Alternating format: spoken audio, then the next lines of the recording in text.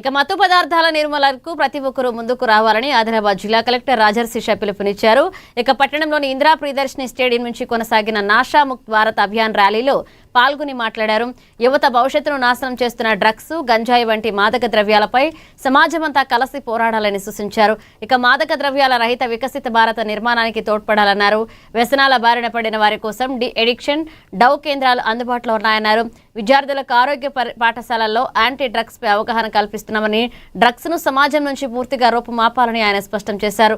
Drugs అనే మహమ్మారి వల్ల ఎన్నో జీవితాలు నాశనం అవుతున్నాయని, యువత వీటిని బానిస కావడం బాధాకరమని మున్సిపల్ చైర్పర్సన్ బండారి అనూష ఆవేదన వ్యక్తం చేశారు. బంగారు భవిష్యత్ కోసం చదువుపై దృష్టి పెట్టాలన్నారు. అలాగే తల్లిదండ్రులు మైనర్ పిల్లలకు వాహనాలు ఇవ్వవద్దని సూచించారు. ఇక పాఠశాలలో విద్యార్థులకు మంచి అలవాట్లు, మరిన్ని అవగాహన కార్యక్రమాలు నిర్వహించాలని ఆమె కోరారు. అనంతరం నాషా ముక్త్ భారత్ భాగంగా వివిధ పోటీల్లో గెలుపొందిన విద్యార్థులకు ప్రశంస పత్రాలను అందజేసి డౌ పునరావాస కేంద్రాల్లో మార్పు పొందిన బాధితుల కుటుంబాలను కలెక్టర్ సన్మానించారు.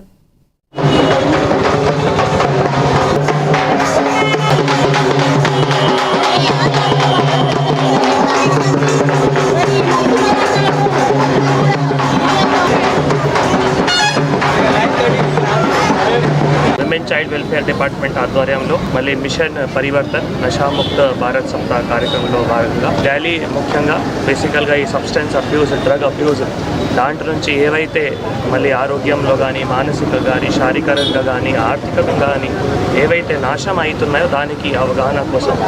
సో ముఖ్యంగా డ్రగ్స్ విషయంలో మీ అందరికీ తెలుసు దాట్ ఎంత మళ్ళీ దాంతో నాశనం కూడా అవుతున్నాయి.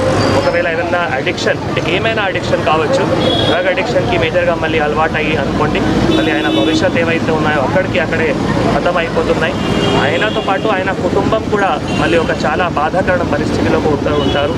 పిల్లలు బాధాకరణ పరిస్థితిలో ఉంటారు, వాళ్ళ భార్య కానీ, తల్లి తండ్రి కానీ వాళ్ళు కూడా బాధాకరణ పరిస్థితిలో ఉంటారు. కాబట్టి నేను ఆదిలాబాద్ జిల్లా ప్రజలందరికీ కూడా కోరుతున్నాము, దయచేసి ఇటువంటి మాదక ద్రవ్యాలు ఏవైతే ఉన్నాయో అట్లా అసలు ఎవరైనా కూడా ఆ అడిక్షన్కి రాకూడదు.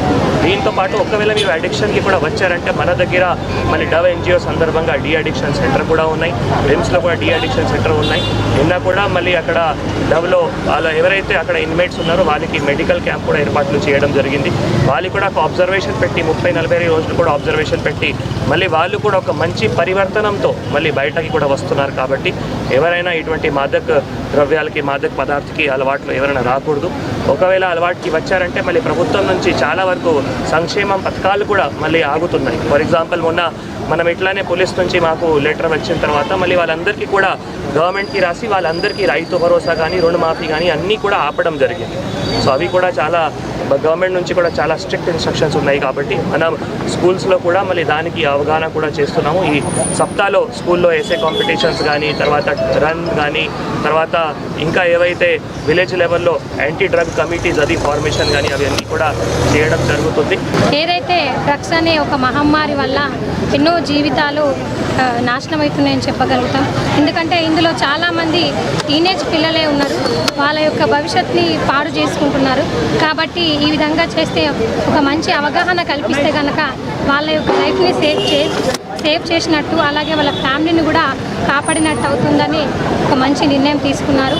అలాగే ఏదైతే మాదక ద్రవ్యాలు, డ్రగ్స్ కావచ్చు, ఇంకా మద్యం కావచ్చు, వీటికి దూరంగా ఉండాలని యువతకి తెలియజేస్తున్నాను. ఎందుకంటే మీ యొక్క బంగారు భవిష్యత్తు మీ చేతుల్లోనే ఉంది. దేనన్నా అడిక్ట్ కావాలంటే అది మీ చేతుల్లో ఉంది. కాబట్టి దయచేసి వీటన్నిటికీ దూరంగా ఉండాలని, కేవలం మీ ఫ్యామిలీ కోసం, మీ స్టడీ కోసం, మీ ఎడ్యుకేషన్ ఏదైతే ఉందో దాన్ని కంప్లీట్ చేసుకోవాలి తప్ప మిగతా ఏదైతే ఇదే కాకుండా మైనర్ పిల్లలు ముఖ్యంగా